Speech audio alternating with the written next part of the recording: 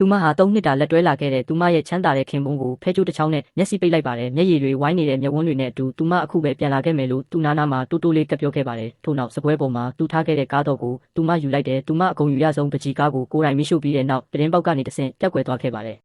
တခုခုမှားယွင်းနေပြီဆိုတာကိုသူခံစားမိလို့မျက်စိပိတ်ထားတဲ့ဖဲကြိုးကိုဖြေလိုက်တဲ့အခါမှာတော့တရင်ပေါက်ကပွင့်နေပြီးသူမကတော့ပျောက်ကွယ်သွားခဲ့ပါပြီဘီလီယံနာတယောက်ဖြစ်တယ်လို့ဂိုင်းစတာခေါင်းဆောင်တဦးလည်းဖြစ်တဲ့သူဟာသူ့ရဲ့လက်အောက်ငယ်သားတွေကိုတအိမ်တက်ဆင်လိုက်လံရှာဖွေဖို့ညွှန်ကြားခဲ့ပါတယ်အဲ့ဒီအချိန်မှာသူမဟာသူနဲ့တလန်းကျော်လေးမှတင်ရှိနေခဲ့တာပါသူ့ရဲ့တပည့်တွေဟာသူမခြံထားခဲ့တဲ့တော့ကိုတွေ့ရှိခဲ့ပါတယ်သူမကိုပြန်ရှာတွေ့တော့မယ်လို့ယုံကြည်နေတဲ့သူဟာရှာဖွေရေးအင်အားတွေကို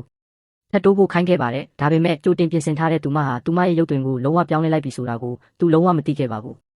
နှစ်ကြာတဲ့အခါမှာတော့သူဟာကောက်ကျစ်တဲ့မိန်းမတစ်ယောက်ကိုမင်းဘလောက်ပဲစူးစမ်းပြီးတင်ယူမင်းရဲ့ပကြီးလက်ရာဟာသူမရဲ့တောင်းပုံတပုံတော့မရှိဘူးလို့စူပူချိန်မောင်းခဲ့ပါတယ်။အဲ့ဒီကောက်ကျစ်တဲ့အမျိုးသမီးကအခွင့်အရေးယူပြီးသူ့ကိုမိတွေ့ရင်းဒါဟာသူမအပေါ်သူချစ်ချင်းမြတ်တာမရှိလို့သာဖြစ်တယ်လို့ပြောခဲ့ပါတယ်။သူကတော့မထီမဲ့မြင်ပြုံးရင်းအဲ့ဒီလိုကောက်ကျစ်တဲ့မိန်းမဟာသူ့ရဲ့အချစ်နဲ့လုံးဝမထိုက်တန်ဘူးလို့ပြောလိုက်ပါတယ်။ပြတလဲဖြစ်ပြီးဒေါသထွက်သွားတဲ့အဲ့ဒီမိန်းမကသူမ